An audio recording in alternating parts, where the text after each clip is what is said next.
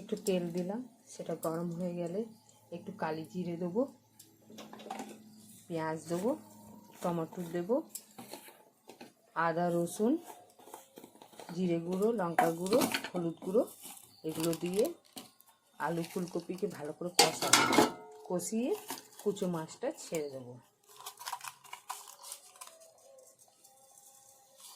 দিয়ে দিলাম, পেঁয়াজটা লাল লাল হবে ভাজা, বেশি পেঁয়াজ দিলাম না।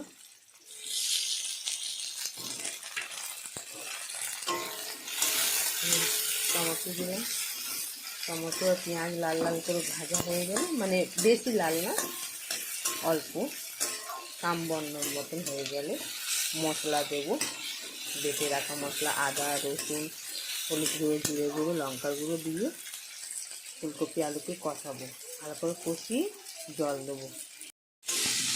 সব মশলা দিয়ে দিলে, বেশি ঝাল দিন, ঝাল স্বাদ অনুসারে দেবেন, আপনারা কত ঝাল খান। আলু ফুলকপি মশলাকে ভালো করে কষিয়ে ভাজা ভাজা হয়ে গেছে। বেশি মশলা খাই না, ঠিক আছে, অল্প অল্প অনুসারে, বাচ্চা খাবে তো, আমি বেশি মশলা খাই না। এবার জল দিয়ে দেবো, জল দিয়ে এবার ভালো করে ঘেঁটে দেবো, আর একটু জল লাগবে।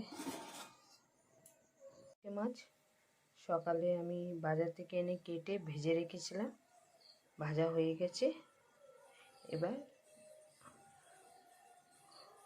তরকারিটা ফুটে উঠলে এটা ছেড়ে দেবো, তারপরে জিরে বাটা দিয়ে আধ ঘন্টা ঢেকে যতক্ষণ আলু ফুলকপি সিদ্ধ হচ্ছে ততক্ষণ গ্যাসে রান্না হতে দেবো।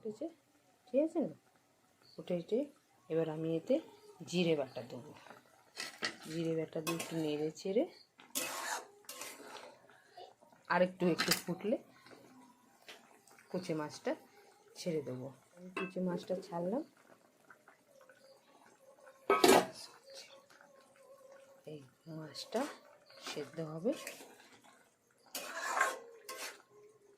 আমার ভিডিও যদি আপনাদের ভালো লাগে, আমার চ্যানেলকে সাবস্ক্রাইব করবেন, ভিডিওকে লাইক করবেন অ্যান্ড শেয়ার করবেন। আমি জানি আমার ভিডিও আপনাদের ভালো লাগবে না, তাও নতুন চেষ্টা করেই যাচ্ছি।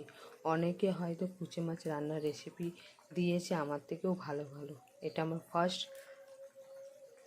রান্নার রেসিপি ব্লগ করে আপনাদের সামনে তুললাম।